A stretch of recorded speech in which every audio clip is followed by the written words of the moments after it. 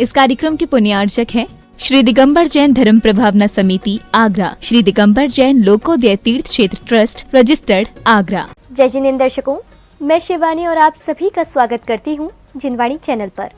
दर्शकों, वर्तमान में उत्तर प्रदेश प्रांत की ऐतिहासिक नगरी आगरा के हरिपर्वत स्थित एमडी जैन इंटर कॉलेज परिसर में अमृत सुधा वर्षा योग 2023 के दौरान 29 अक्टूबर से 9 नवंबर तक समयसार प्रशिक्षण शिविर का आयोजन किया जा रहा है।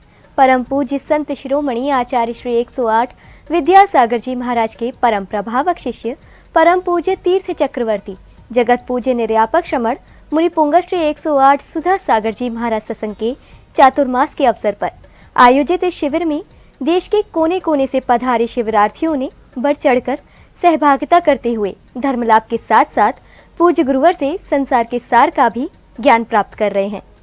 तो आइए दर्शकों, देखते हैं जिनवाणी चैनल के विशेष प्रसारण में इस 12 दिवसीय शिविर की श्रृंखला में 10वें दिन के अनुपम दृश्य। हार के गुरुवर हमने जीवन ही दिया चढ़ाया, संसार धूप है तपती, गुरु चरण है शीतल छाया। संसार धूप है तपती, गुरु चरण शीतल छाया। ओम रहा निर्यापक श्रवण जगत पूज्य पितृतुल्य मुनि पुंगव श्री सुधा सागर मुनीन्द्राय नमो नमः। साक्षात विराजमान तिनके चरणों में अनंत नमोस्तु सहित आपके समान उत्कृष्ट सम्यक दर्शन, सम्यक ज्ञान, सम्यक चारित्र की प्राप्ति हो, इसी मंगलमय भावना के साथ जल फुलादि अर्घम निरूपामीति स्वाहा।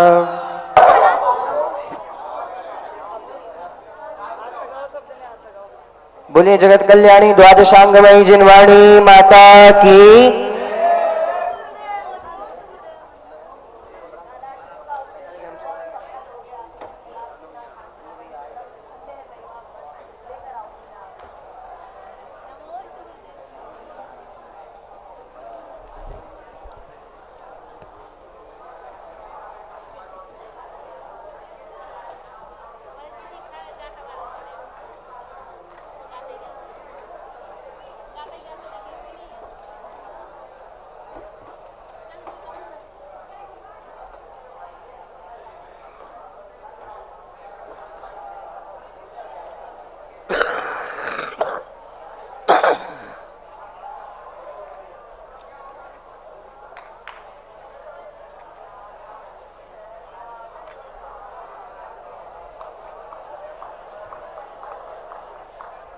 पूर्वानुक स्वाध्याय विलय।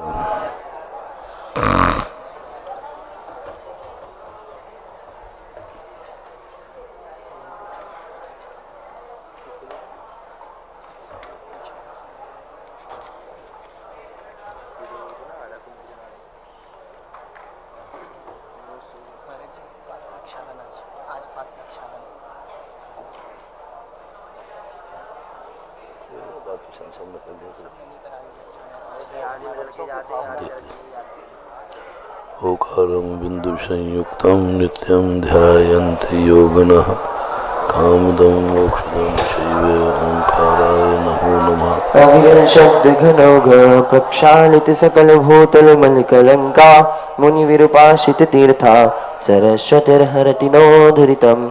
अस्यानितिमिरान्धानां ज्ञानारञ्जन शलाकया चक्षुरुन्मीलितं येन तस्मै श्री गुरुवे नमः। श्री परम गुरुवे नमः। परंपराचार्य गुरुभ्यो नमः। सकल कलश विध्वंसकं श्रेषां परिवर्धकं धर्म संबंधकं भव्य जीव मनः प्रतिबोधकारकमिदं शास्त्रं श्री परम पूज्य समय सार जी नाम ध्येयम्। अस्य मूल ग्रंथकर्ता राशि सर्वज्ञ देवा, तदुत्तर ग्रंथकर्ता राशि गणधर देवा, प्रतिगणधर देवा, तेषां वचनानुसार माशाद्य परम पूज्य आचार्य कुंद कुंद देव हि विरचितं। मंगलम भगवान वीरो मंगलम गौतमो गणी, मंगलम कुंद कुंदाद्यो जैन धर्मोस्तु मंगलम। सर्वमंगल मांगल्यम सर्वकल्याणकारकम प्रधानम सर्वधर्माणाम कोटिसितन्द्वादशैव कोट्यो लक्षाणि सीतेस्तदिकानि चैव पञ्चाशदष्टौ च सहस्रसङ्ख्यामि तच्युतं पञ्चपदं नवामि अर्हन्त भासि यत्थं गणहरदेव्यं गन्थियं सम्मं प्रणमामि भक्तिजुक्तो सुदृढानमहो वयं श्रेषा इच्छामि वन्ते श्रुतभक्ति काउसगो कौतसालोच्यौ अंगो वंग पाहिण्य पाहुण्य परयमि सुत्त प्रणमामि उपपुवग्गै चूलिया चेव सुत्थथै थुई धम्म कहायं सयानिच कालम अंचेमि पूज्येमि वन्दामि नमन्सामि दुःख को कम्मक बोइलाओ सुगै गमनम समाहि मरणम जिनगुण संपत्ति हो मध्यम अत्पौर्वाणिक स्वाध्याय वेलायां श्री आचार्य भक्ति का सर्गम कुर्मो वयम्।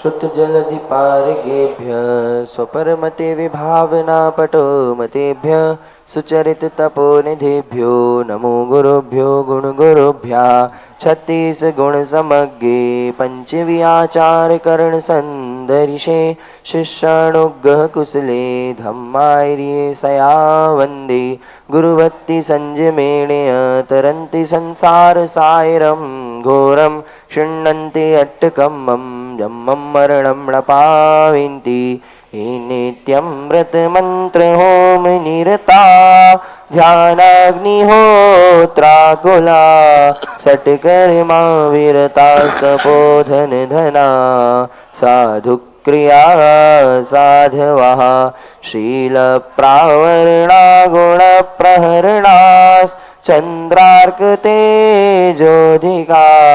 मोक्षद्वारिकपाटपाटणवटा प्रीडन्तु मां साधवः गुरुवापान् गुणो नित्यं ज्ञानदर्शननायका चारित्रार्णव गम्भीरा मोक्षमार्गोपदेशकः इच्छामि वन्ते आर्यभट्टि काउसगो कौतसालोच्यौ सम्मणान् सम्मदंसन सम्मचरिजुत्ताणं पंचभिः आचाराणम् आयर्याणम् आयारादि सुदृणाणोपदेशयाणं वज्रायाणं तीर्यण्गुणपालरयाणं सव्वसाहुणं सयानिच्कालम् अंचेमि पूज्येमि वन्दामि नमन्सामि दुःखकौ कम्मखौ बोहिलाओ सुगै गमनं समाहि मरणं जिनगुण संपत्ति हो मध्यम वन्दितु सर्वसिद्धे ध्रुवममलमणो गवङ्गदं क्षामि शमे पावनामि।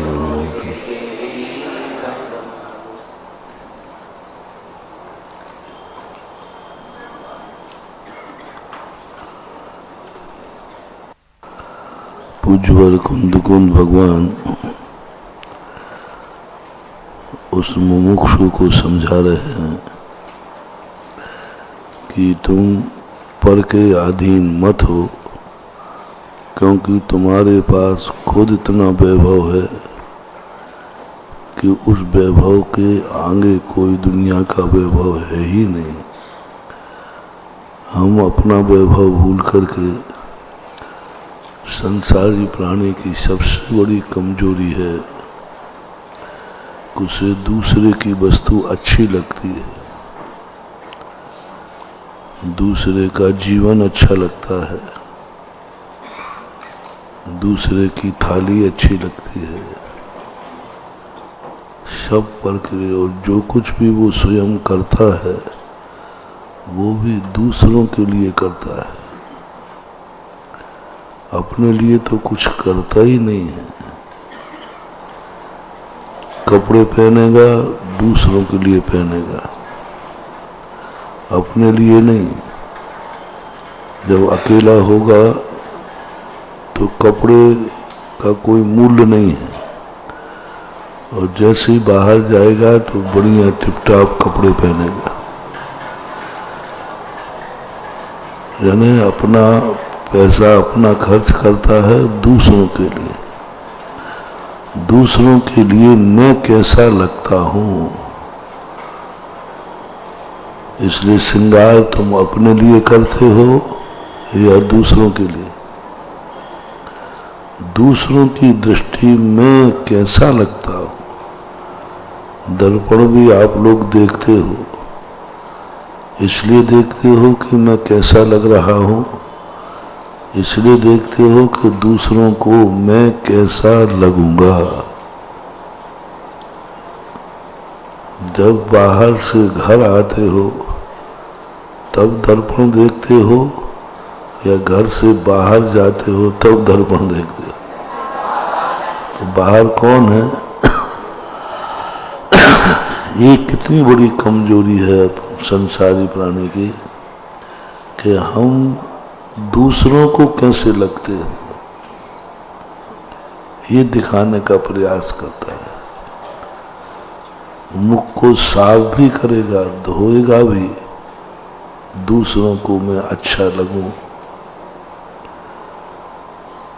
प्रसाधन के साधन भी लगाएगा तो दूसरों को मैं अच्छा लगूं।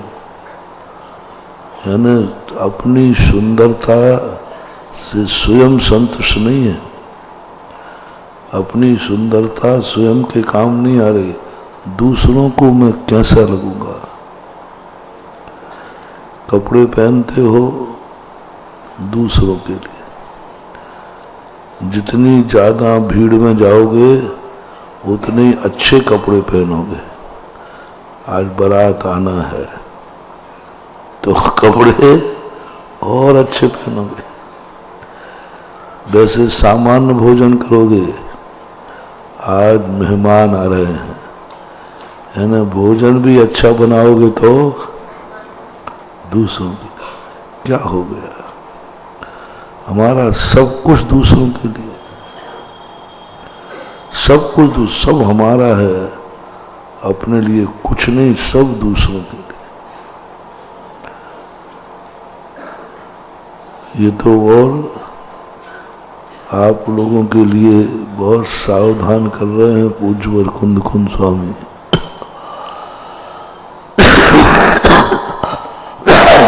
कहीं ऐसा तो नहीं, आप लोग देख लो, मैं कुछ नहीं कह रहा हूं। कुंद महाराज ने कहा इनसे पूछ लो, कहीं ये ज्ञान भी कहीं दूसरों के लिए तो नहीं है? ओ पंडित लोगो, भावी पंडितो, पंडितानियों, कहीं ये ज्ञान भी दूसरों के लिए तो नहीं है? समय सार हम पढ़ रहे, कहीं दूसरों के लिए तो नहीं, प्रवचनों के लिए तो नहीं। हमारे आचार्य महाराज कहा करते हैं, जब हम लोग पढ़ते समय पेंसिल उठाते थे तो अंडरलाइन, तो आचार्य से कहते अंडरलाइन किसके लिए की गई? प्रवचन में काम आएगी।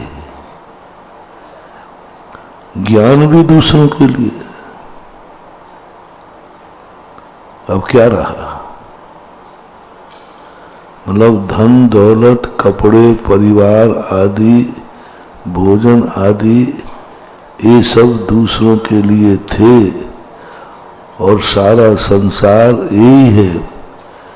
लेकिन अपन लोग तो ज्ञानी है ना, अपने पास तो ज्ञान है, ये ज्ञान भी दूसरों के लिए, ज्ञान भी दूसरों के लिए। अब बचा क्या? तुम्हारे लिए क्या बचा? एक अंतिम संपत्ति थी ज्ञान, वो भी हमने दूसरे के नाम कर दी। यानी हम पढ़ भी रहे हैं, स्वाध्याय भी कर रहे हैं, समय सार पढ़ रहे हैं, फिर भी दूसरों के लिए। दृष्टि क्या है? दृष्टि में क्या आ रहा है? समय सार पढ़ते हुए दृष्टि में क्या आ रहा है? तत्वार सूत्र पढ़ते हुए। दृष्टि में क्या आ रहा है? इष्टोपदेश पढ़ते हुए। पकड़ो, अपनी कमजोरी पकड़ो। हम कंगाल हो गए, दूसरों को लुटाते लुटाते स्वयं के पास कुछ बचे ही नहीं। अमीरी की तो ऐसी की, सब कुछ लुटा बैठे, और फकीरी की तो ऐसी की कि सब कुछ गंवा बैठे, कुछ बचे ही नहीं, फकीर हो गए। कम से कम इतना तो आज संकल्प मन में करो कि ज्ञान हम पर के लिए नहीं करेंगे।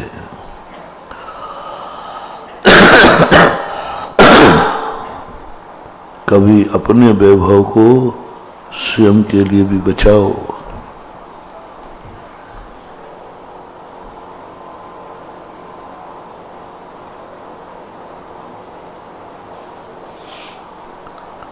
कहीं ऐसा ना हो जाए कि हम फिर भगवान के पास दूसरे ज्ञानियों को देख करके हमारा मन कहे ऐसा ज्ञान मुझे कब मिलेगा, कब आएगा। अरे जो मिला था वो तो तुमने दूसरों, और बांट नहीं रहे हो, दान नहीं दे रहे हो। वो जो कपड़े आपने दूसरों के लिए पहने हैं वो दान में आएगा कि अहंकार में आएगा? हाँ, दान में नहीं आएगा। ज्ञान हमने दूसरों के लिए किया तो दूसरों के कल्याण करने के लिए कि अपनी पंडिताई बताने के लिए? हाँ, जो है सो है, महावीर की पंडिताई दिखाना हमें। हम कितना ज्ञान है, आ जाओ मैदान में।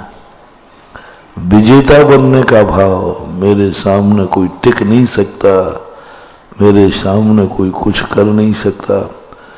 मेरा ज्ञान इतना ठोस है, कोई ज्ञान मेरे सामने टिकेगा नहीं, क्योंकि मैंने अध्ययन ही इसी के लिए किया है। तो ये विचार आप सबको पंडितों को करना है। हमारा ज्ञान दूसरों के लिए नहीं, हमारा स्वाध्याय दूसरों के लिए नहीं, हमारी शक्ति दूसरों के लिए नहीं। अपने लिए अध्ययन करो, अपने लिए ज्ञान करो।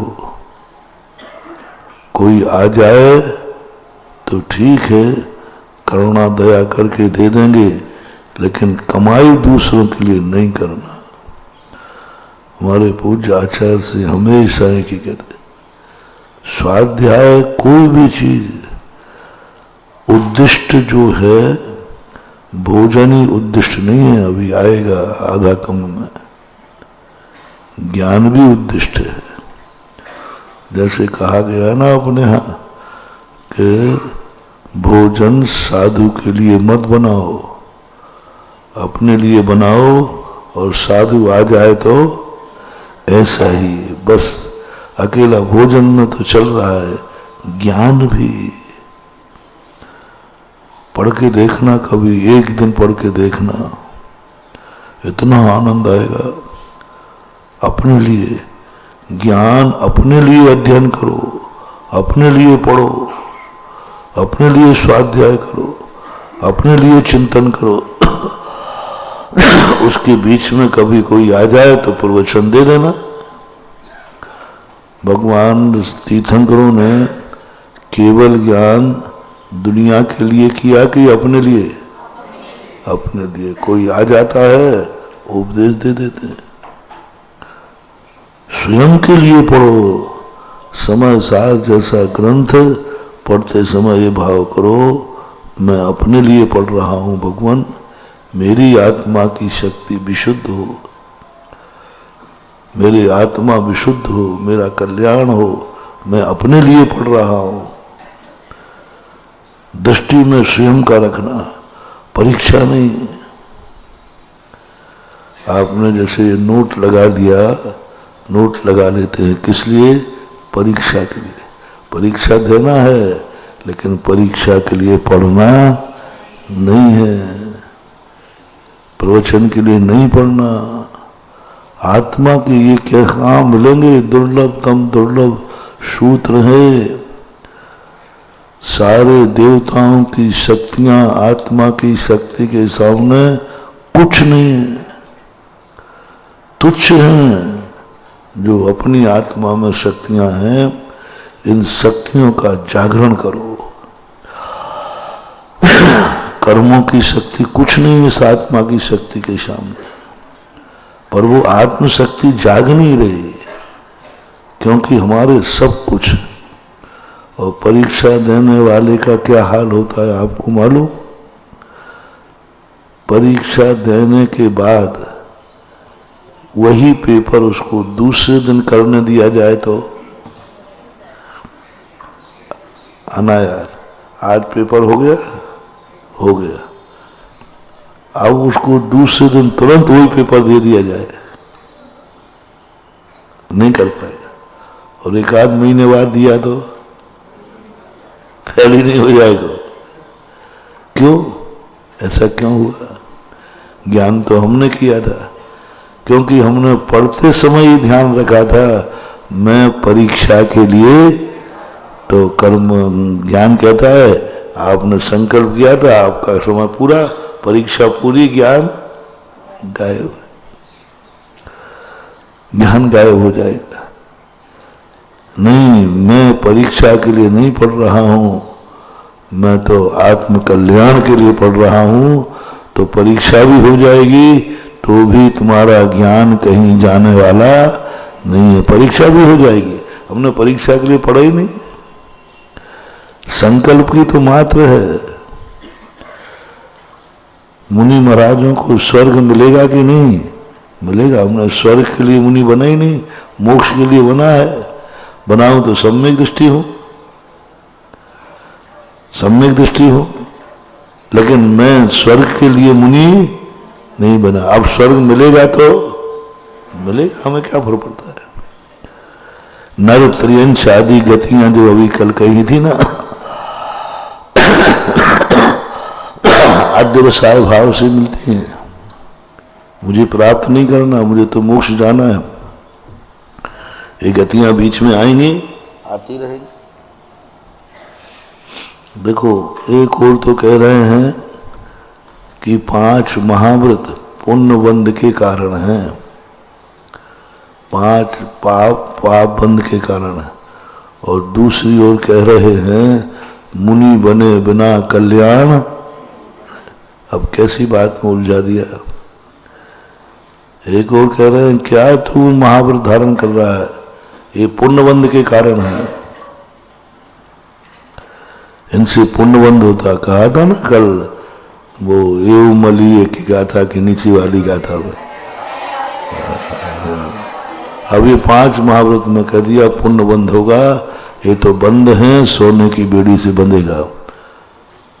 तो दूसरी ओर कह दिया मुनि बने बिना मोक्ष होने वाला। अब मुनि कौन सा नया है? महाव्रती तो मुनि है। बहुत बड़ा रहस्य।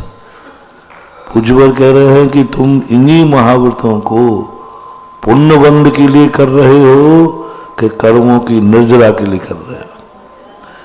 कर्म की निर्जरा के लिए करो, पुण्यबंध करना नहीं है। करोति भवति अस्ति, करना छोड़ो, हो रहा है सो भवति यानी हो रहा। भू सप्तायाम हो रहा है, अस्ति है, मैं कर थोड़ी रहा, मैं तो मोक्ष जा रहा हूं। अब महाव्रत उसमें बीच में आएंगे तो आएंगे, मैं मोक्ष के लिए पालन कर रहा हूं, पुण्य के लिए नहीं। इतना सा अभिप्राय बदल दो, अपन सब व्यवहाराभास में अटक गए। परीक्षा के लिए पढ़ोगे स्वाध्यायाभासी, प्रवचन के लिए पढ़ोगे स्वाध्यायाभासी, दूसरों को प्रवचन दोगे स्वाध्यायाभासी। कितनी बड़ी गहरी बात पूज्यवर उमा स्वामी है। प्रवचन भी स्वयं के लिए करो, प्रवचन भी स्वयं के लिए करो। दूसरा सुन रहा है तो सुनने दो, सुनाओ मत। तुम्हें सुनाना नहीं है, सुनना है। तो दूसरा सुन लेगा तो सुन लेगा,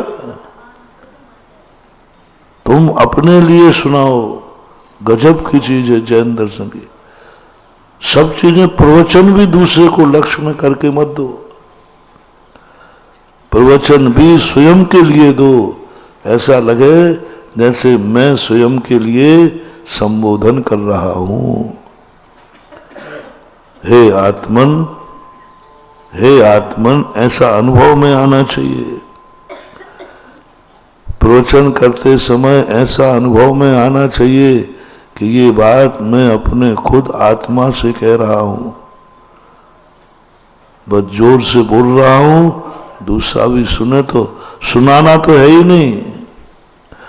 अपनी वाणी भी सुनाना नहीं है, सुनाने का भाव आवे नहीं, सुनने का भाव आवे, सुनने की अनुभूति हो, सुनने की अनुभूति हो। ये अभ्यास यदि कर लिया अपन ने तो अपन को समय सार आ गया। प्रवचन हम सुने, खुद का सुनने में आवे, अनुभव में आवे, ऊपर से नहीं, अनुभव में आवे कि मैं खुद अपने आप को संबोधन कर रहा हूं, मैं खुद सुन रहा हूं। ये प्रवचन मेरे लिए बहुत कल्याणकारी है। ऐसा यदि अनुभव में आ गया, स्वाध्याय हो गया। इसी के तो कहा है पश्यन अपि न पश्यति। वो प्रवचन दे रहा है और प्रवचन कर ही नहीं रहा है, वो तो स्वयं को संबोधन कर रहा है। ऐसे ही पढ़ते समय भाव आवे, मैं अपने लिए पढ़ रहा हूं। एक दिन स्वाध्याय करना, अपने लिए करना, इतना आनंद आएगा, इतना आनंद आएगा कि जन्म जन्म तक भी नहीं भूलोगे ज्ञान। जन्म जन्म तक। एक बार ज्ञान कहीं जाता है क्या? नहीं जाता।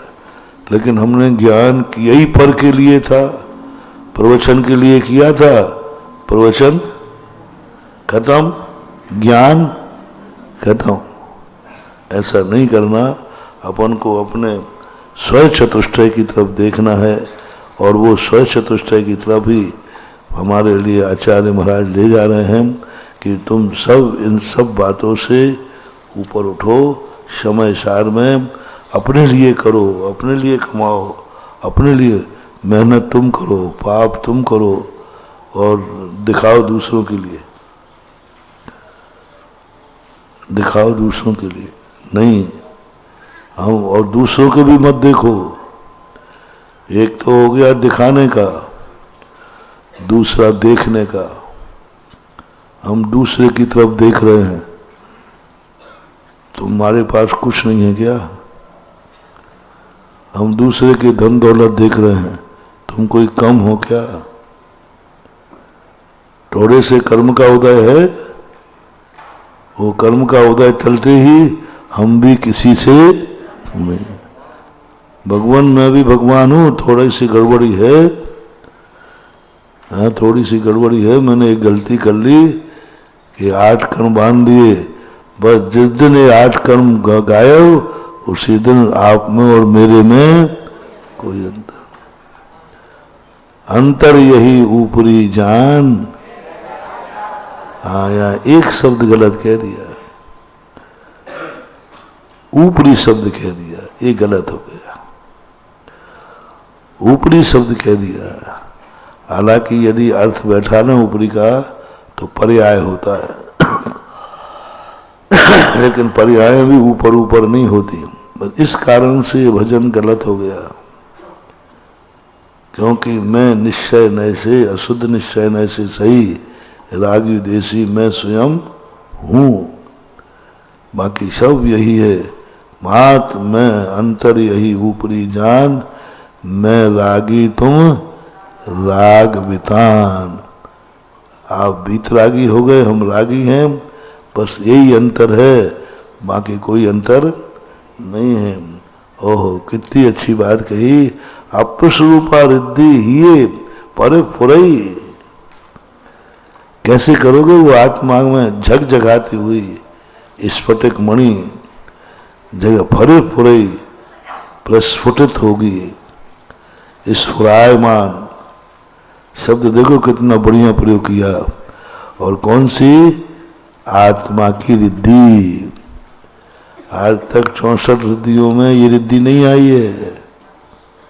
औषधि रिद्धि, विक्रिया रिद्धि है, अवध ज्ञान, सब ज्ञान, केवल ज्ञान रिद्धि, अवध ज्ञान रिद्धि, मन पर अज्ञान रिद्धि, 14 पूर्व, 10 पूर्व, 10 अंग रिद्धि, तंतु चारण, धूम चारण, अग्नि चारण, बहुत रिद्धियां। लेकिन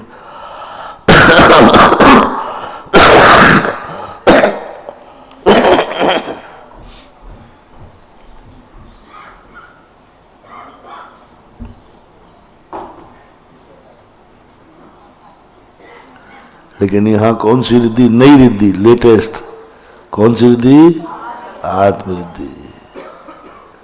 वह आत्मरिद्धि की प्रकट ऐसा शब्द उनको न दिया कि मन मचल जाता है कि ऐसी रिद्धि, अपस्वरूपा रिद्धि, आत्मरिद्धि नहीं। जो हमने कहा था ना, कल या परसों कहा था ना, जीव द्रव्य को गायब करो, मैं जीव नहीं हूं। हमें जीव की अनुभूति नहीं करना। जीव की अनुभूति तो सभी जीव कर रहे हैं, तो फिर किसकी करूं? आत्मा की। आत्मा को भी गायब करो। आत्मा में आनंद नहीं है। किसमें टिकना है? आत्मा के स्वरूप में टिकना है। नींबू में स्वाद नहीं है, खट्टे में स्वाद है। और खट्टे में स्वाद नहीं है, स्वाद तो रसना इंद्री में है।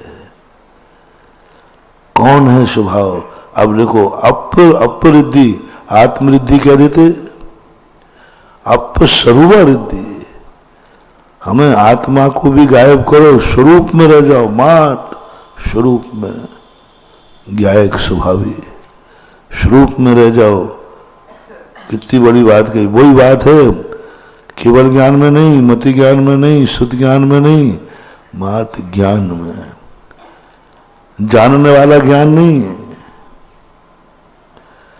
जान रहा है वो ज्ञान नहीं, ज्ञान। जानना भी मुझे अनुभूति में नहीं आवे कि मैं ज्ञान से जान रहा हूं, नहीं।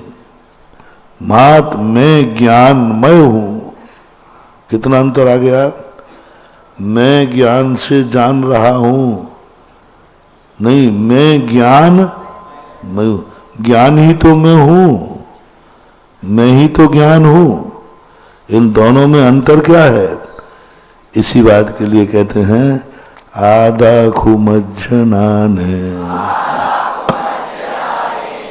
आदा में दंसन चरते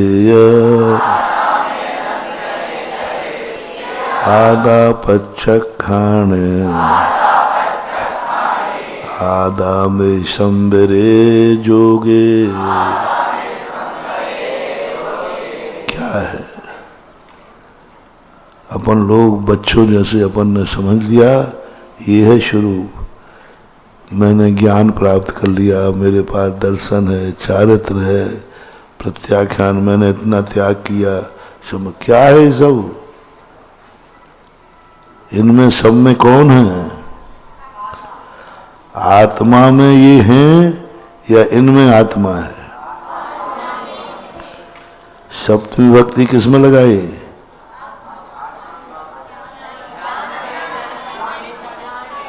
हाँ?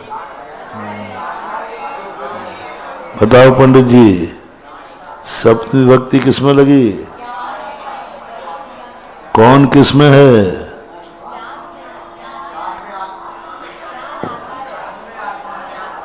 ज्ञान में आत्मा है।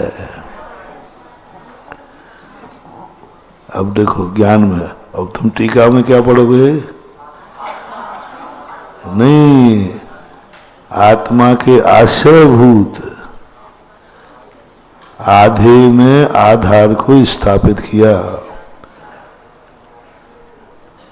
भारत कहाँ है? भारत में आगरा है कि आगरा में भारत है? तो दिल्ली में भारत।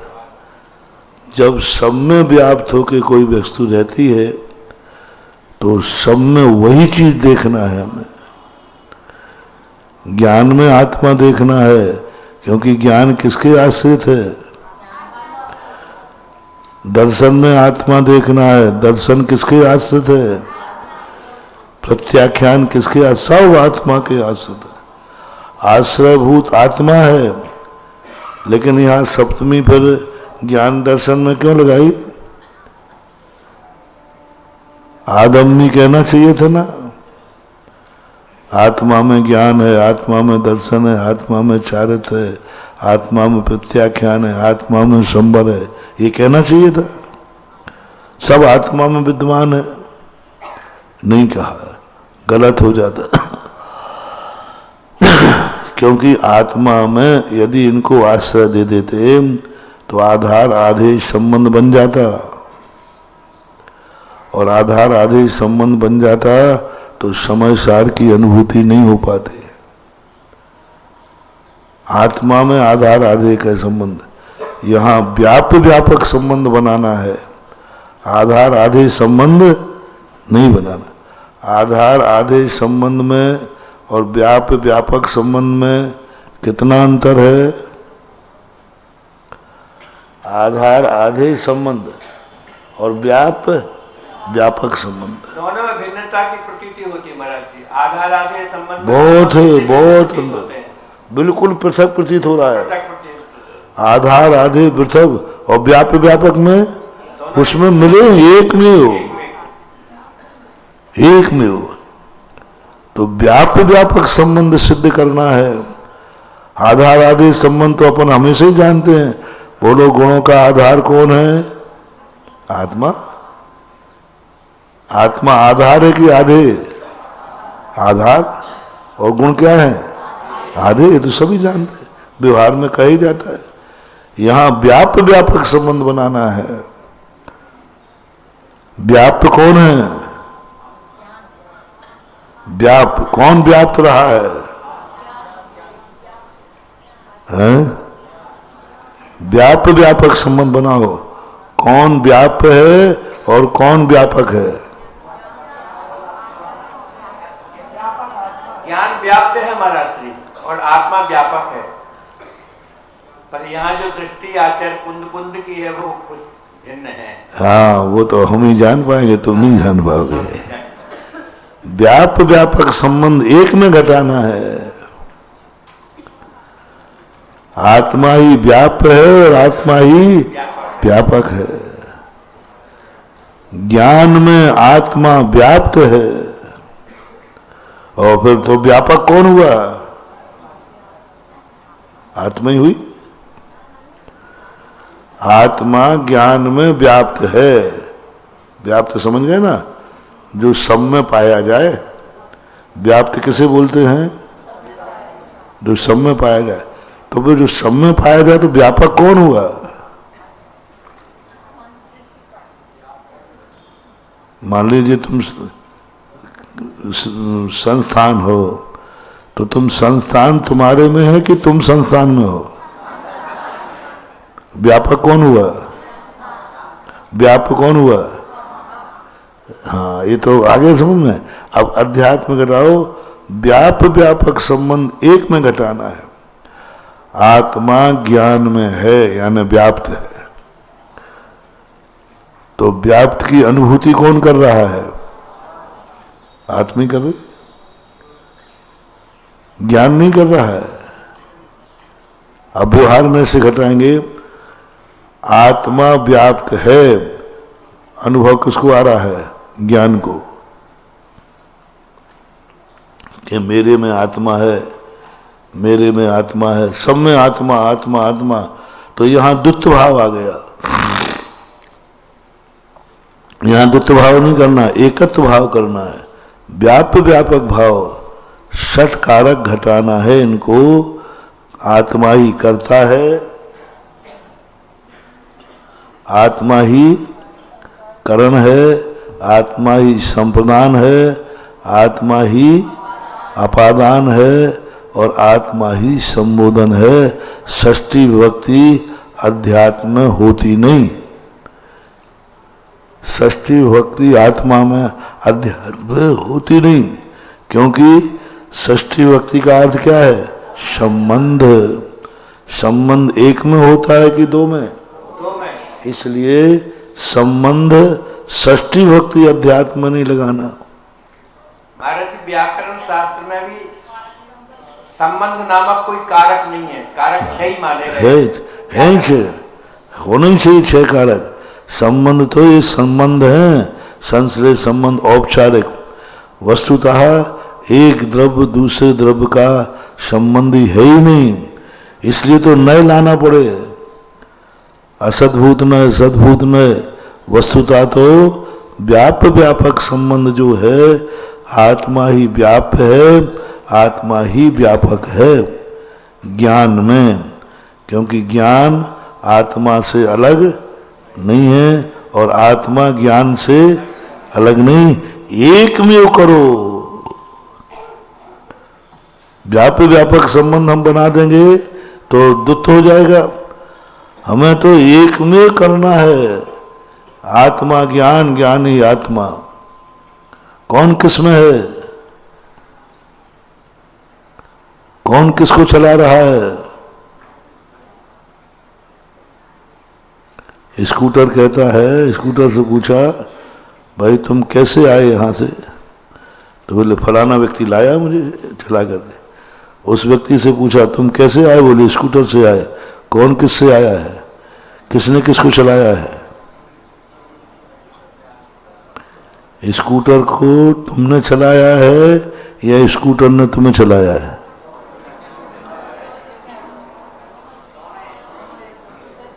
फिर क्यों बोलते हो कि स्कूटर से आया है, स्कूटर लाया?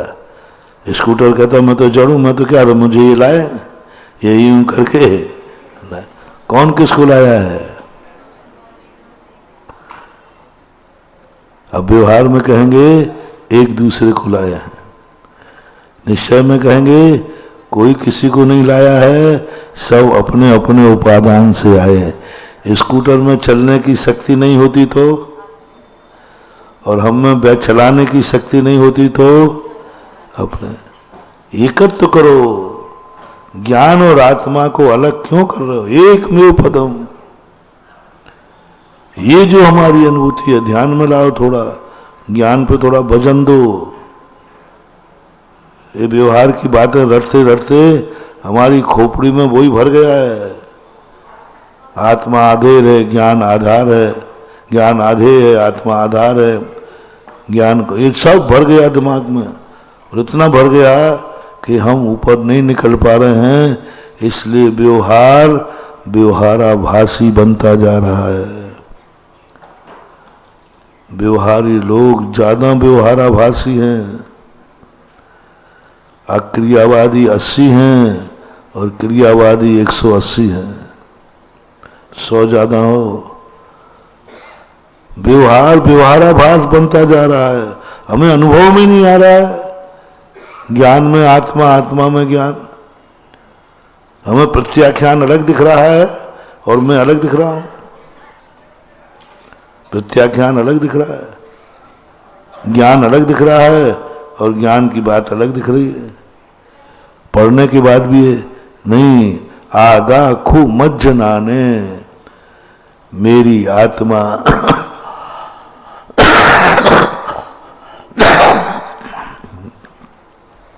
ज्ञान में है। जब मेरी आत्मा ज्ञान में है तो ज्ञान भी तो मेरा ही हुआ, ज्ञान भी तो मैं ही हुआ। आधा में दंशने, आधा वही वाली बात, अहम एक को, अहम एक को। और अंत में क्या कहा? अहम एक को खलु शुद्धो दंशन नान मई। मैं कहना अलग है। आधार आधे संबंध नहीं बनाया। पूरे समय सार में आत्मा और गुणों का आधार आधे संबंध नहीं बनाया, मैं संबंध बनाया। मैं संबंध होने का अर्थ होता है एक मेघ, भिन्नता देखनी नहीं। चरित्र है आधा कुपच्छक्खाने, जो मैंने त्याग किया है ये सब किसने किया है? आत्मा ने। प्रत्याख्यान में आत्मा है।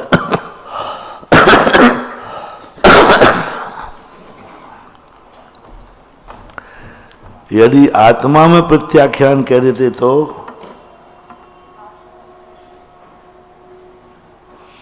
आत्मा में शंबर कह देते तो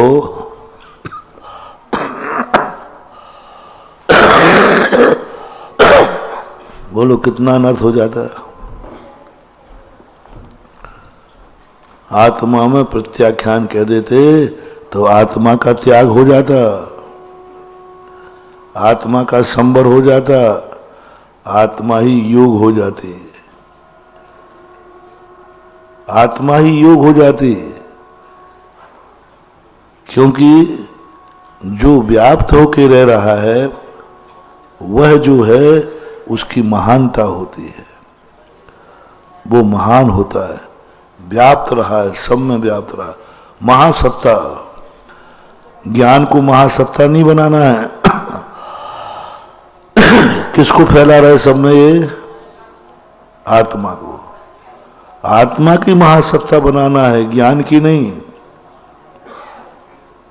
ज्ञान की नहीं। आत्मा फैल रही है कि ज्ञान फैल रहा है? आत्मा सर्वगत है, ज्ञान आत्मा से अलग होकर फैल जाए तो जाने। देखो आपके यहां मकान किसने बनाया? मिस्त्री ने। पक्का? बिल्डरों ने। किससे बना मकान? ईंट बजरी से। नाम किसका लिखा गया? मिस्त्री का क्यों नहीं? मिस्त्री का नाम लिखो ना, उसने मेहनत की है। नहीं, नाम लिखा जाएगा किसके आदेश से बना, मालिक कौन है? ये ज्ञान दर्शन चाहे तो ये सब मिस्त्री हैं, मालिक कौन है? आत्मा। आत्मा मालिक है, ज्ञान मालिक नहीं है। ज्ञान तो नौकर है, मिस्त्री है, आत्मा के आदेश पे काम करता है। यदि मालिक मकान बनाने का भाव नहीं बनता करता तो भी क्या मिस्त्री बना देता? आत्मा के परिणाम, आत्मा को व्याप्त दो, सब में इतनी फैला दो, जहां देखो वहां आत्मा आत्मा आत्मा, सब में दिखे, सब में दिखे। लेकिन आत्मा के लिए नहीं जाएगी, ज्ञान को भेजेगी। बड़े आदमी के आगे बड़ा आदमी चलता है कि उनका बॉडीगार्ड चलता है? बड़ा कौन है? वो। और आगे कौन चल रहा है? हाँ, यही हमारे आत्मा राजा है। जब ये चलेगा तो पहले किसको चलेगा? ज्ञान को। कितनी बड़ी आत्मा, आता कुमज नहीं, एक आता ना प्रवचन सार में गाथा है, आत्मा कितनी बड़ी है। आदा नान पमाणम नानम लोय प्रमाणम नानम गे प्रमाणम, आदा नान प्रमाणम नानम गे प्रमाणम, और गेयम लोया लोयम तम्मा नानम तू सर्वगयम। अब सर्वगत ज्ञान गया है। सर्वगत कौन गया? क्योंकि सबको जान लिया। पदार्थों के पास जाना क्यों? जब यहीं जानने में आ रहा है तो वहां क्या जाना? यहीं से बढ़िया दिख रहा है तो वहां क्या देखना? तम्मा नानम तू सर्वगयम, सर्वगत है। और लेकिन जब ध्यान करेंगे तो हमारी आत्मा सर्वगत है। ऐसी एक गाथा बहुत अध्यात्म की चरम सीमा वाली गाथा है। कैसे ज्ञान, कैसे व्याप्त कर दिया सब चीज में आत्मा को। आधा कम्मा दिया, उग्र दब्बस जेय में दोषा, कहते को बदी नानी, दब्ब गुणा हुजे निचम, आधा कम्मा दिया, उग्र दब्बस जेय में दोषा, कह मनु मन्नदि अन्य, कीरमाणा परस्य गुणा। क्या बात है, आज पता चला कि मुनिराज आहार करते हुए भी उसके दोषी नहीं है।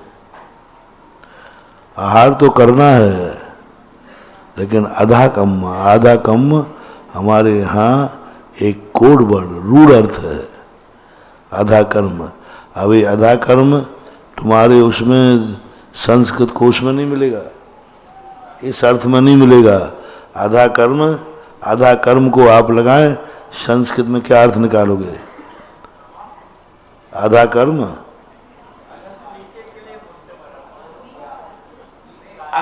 अधस शब्द आता है, अधस उसका अर्थ नीचे होता है।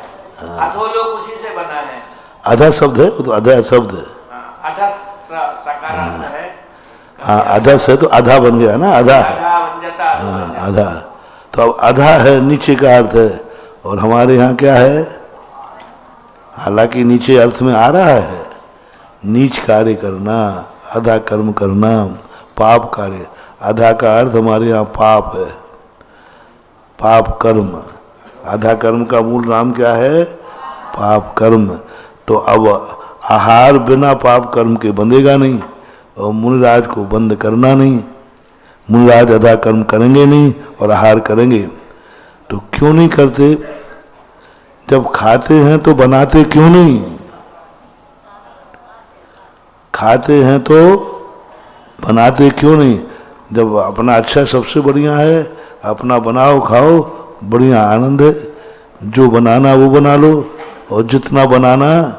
अब देखो कितना दोष लगता है, इतने सारे चौके लगते, पता नहीं क्या क्या सामान बना लेते, और महाराज लेते नहीं। इससे अच्छा है महाराज स्वयं बनाते तो कितना बच जाता, उतनी बनाते जितना खाना है। एक महाराज ने हमारे पास समाचार भेजा, बोले महाराज वो कंप्यूटर रखते थे, लैपटॉप, अपने हाथ से टाइप करते थे, सब करते थे। उन्होंने समाचार भेजे, बोले महाराज जी से पूछो कि वो भी ग्रंथ छपवाते हैं और छपे की अनुमोदन करते हैं, हम स्वयं छाप रहे, छापने में और छपवाने में क्या अंतर है? मेरे पास व्यक्ति भेजा, कंप्यूटर का अनुरोध करते हैं, छापने में और छपवाने में क्या अंतर है? तो बोले आए, बोले महाराज जी उन्होंने पूछा है। तो हमने कही मैं प्रश्न का जवाब प्रश्न से ही देता हूँ। भोजन बना हुआ खाने में और बना के खाने में क्या अंतर है, जो उनसे पूछा हो। उनसे पूछा हो, भाई बना हुआ भोजन तो साधु देते ही हैं, तो अच्छा है बना के खा लेने, क्या अंतर है बोलो दोनों में? बहुत अंतर है। उसके बाद दोबारा वो आई नहीं, मैं इंतजार अभी तक कर रहा हूं। जवाब ऐसा दो कि फिर उसके बाद कोई लाजवाब हो जाए। कितना अंतर है बोलो? हम लाइट में पड़ रहे हैं कि नहीं बोलो? तो फिर जलाने में क्या अंतर है? लोग कह सकते हैं जिनमें क्या अंतर है? साथ छपे हुए अपन पढ़ रहे कि नहीं, फिर छापने में क्या अंतर है? तो यही लगा लो, रोटी खा ही रहे हैं तो बनाने में क्या अंतर है? बहुत अंतर है। ऐसे ही कुछ कार्य ऐसे हैं जो किए नहीं जाते, लेकिन करने वाले को निषेध भी नहीं किए जाते। ऐसा तो इसमें क्या कह दिया?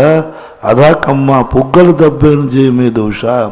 ये आधा कर्म किसका दोष है? पुद्गल का दोष है। क्यों? आधा कर्म किसे कहा? मैं यह महाराज के निमित्त से बनाता हूं, तो पुद्गल की परिणति हुई। कहते कुब्बदी नानी, फिर नानी कैसे कर सकता है इसको? परद्रव्य गुणा हो जे निचम, क्योंकि परद्रव्य जो सदा नित्य परद्रव्य का गुण है, वह ज्ञानी पर का कर्ता नहीं हो सकता। मैं कैसे करूं पर को? क्योंकि ये परद्रव्य का रूप है। इसलिए मुनिराज आहार के संबंध में आधा कर्म के दोषी नहीं हैं, क्योंकि आधा कर्म भोजन संबंधी है और पूरा भोजन सचित है कि अचित है? अचित है, पुद्गल है। अब उस पुद्गल की इच्छा कैसे करूं? कैसे करूं? क्योंकि वो तो पुद्गल की पर्याय है। इसलिए साधु भोजन की इच्छा नहीं करता, भोजन करता है। और आगे तो पहले कह के आए, साधु भोजन करता ही नहीं है, दवाई लेता है। दवाई में भोजन में कितना अंतर है? दवाई लेता है। लक्ष्य बदल दिया। क्यों महाराज, कहाँ जा रहे? आहार के लिए नहीं, मैं तो रत्नत्रय का। ऐसे शब्द सीखो। समय सार पढ़ने के बाद उपादान है। कहाँ जा रहे हो? पूजा कर। नहीं नहीं, पूज्य बनने जा रहा हो। कहाँ जा रहे हो? अभिषेक। नहीं नहीं, अपने पाप धोने जा रहा हो। कहाँ जा रहे हो? आहार कर्म देने। नहीं नहीं, मैं तो अपने जीवन को धन्य करने जा रहा हूँ। मैं तो प्रैक्टिस करने जा रहा हूँ, क्योंकि कल मुनि भी बनना है ना। इसलिए मैं महाराज के पास आहार जा रहा हूँ देने। क्योंकि तो हर क्रिया में ऐसी परिणति आना चाहिए अपनी। बंदे तदगुण लभते, ऐसी दशा आना चाहिए। बंद दे कुब्बदी परदब्य गुणा हुजे निचम, आधा कम्मा दिया। आधा कर्म आदि के जो है पुलगल द्रव्यस्य जे में दोषा। आधा कर्म आदि जो हैं किसके दोष हैं? उद्गल कर्म के दोष हैं।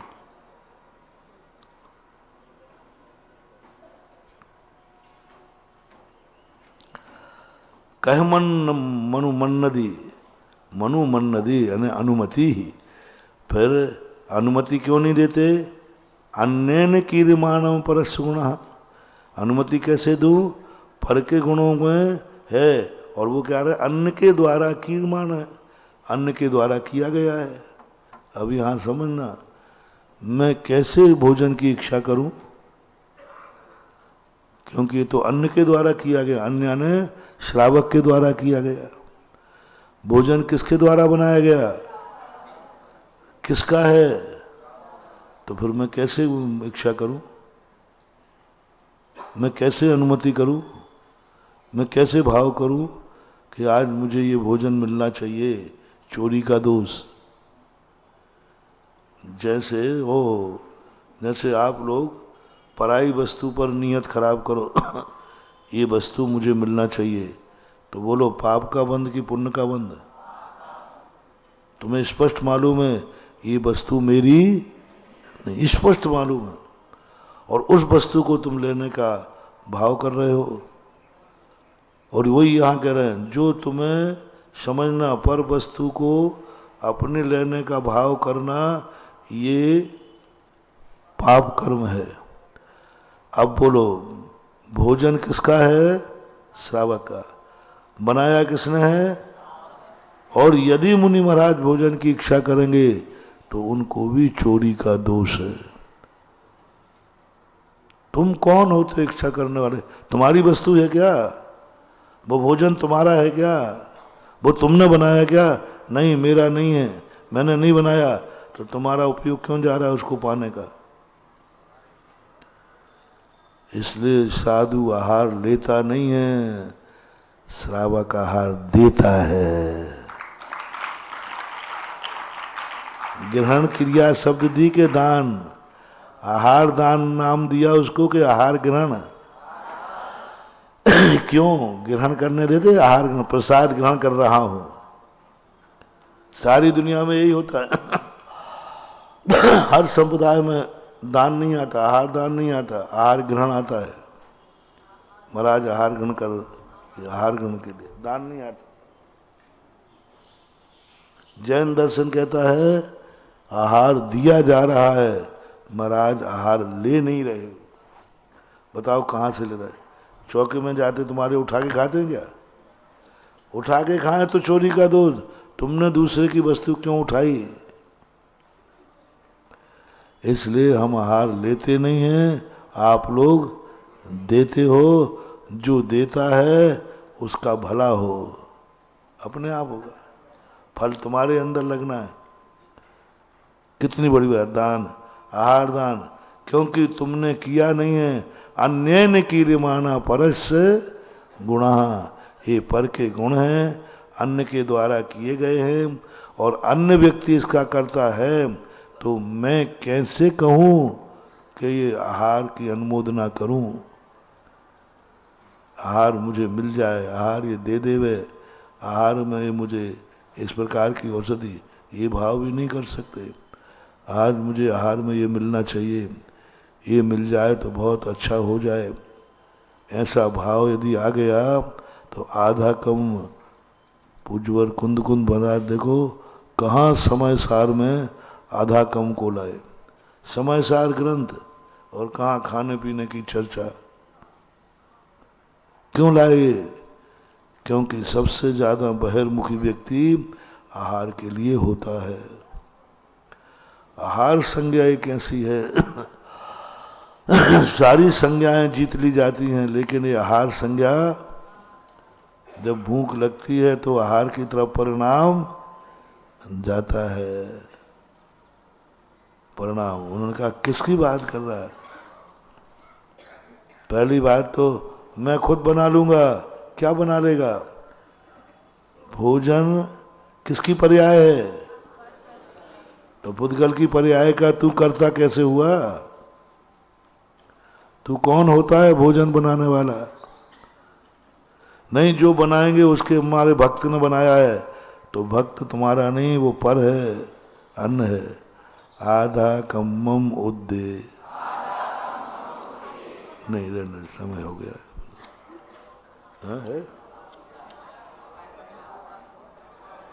आधा कम्मम उद्दे सियम चपुगलमयम इमम दब्बम। इसको थोड़ा अच्छे से समझाएंगे। आज आधा कर्म और उद्दिष्ट के संबंध में बहुत सारे लोगों के विचार आते हैं, तो आप लोग उनका कैसे जवाब दें और अपनी धारणा कैसे बनाएं, बहुत प्रश्न आते लोग। आज मुनिराजों का उद्दिष्ट आहार नहीं बनता, फल तो उद्दिष्ट दोष लगता है, श्रावक महाराज के लिए बनाता है, महाराज को भी मालूम है कि चौका हमारे लगा है। इतने सारे प्रश्न हैं, इनका अपन समाधान करेंगे। 10 गाथा बजे। समाधि परिणाम शुद्धि स्वात्मोपलब्धि शिव सौख्य सिद्धि चिंतामणिं चिंतित वस्तु दाने त्वां वंदमानस्य ममास्तु देवी। 9 वर्ण।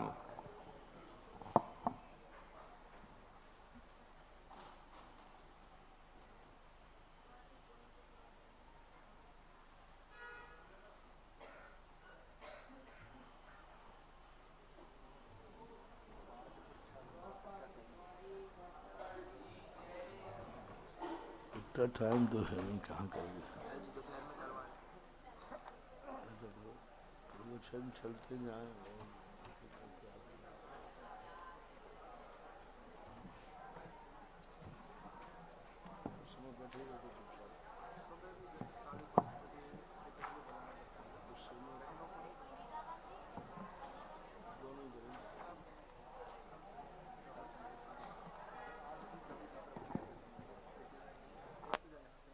दर्शकों, अभी आप देख रहे हैं समयसार प्रशिक्षण शिविर का विशेष प्रसारण। उत्तर प्रदेश के महानगर आगरा स्थित हरिपर्वत के श्री महावीर दिगंबर जैन इंटर कॉलेज परिसर में परम पूज्य तीर्थ चक्रवर्ती जगत पूज्य निर्यापक श्रमण मुनि पुंगव श्री 108 सुधा सागर जी महाराज सत्संग के पावन सानिध्य में चल रहे इस समयसार प्रशिक्षण शिविर में सहभागिता करने वाले जिनेंद्र भक्त जीवन के रोग, शोक एवं दोष का क्षय करने के साथ ही पुण्य लाभ भी अर्जित कर रहे हैं। तो दर्शकों, इस विशेष प्रसारण में अब समय हो चला है आपसे विदा लेने का।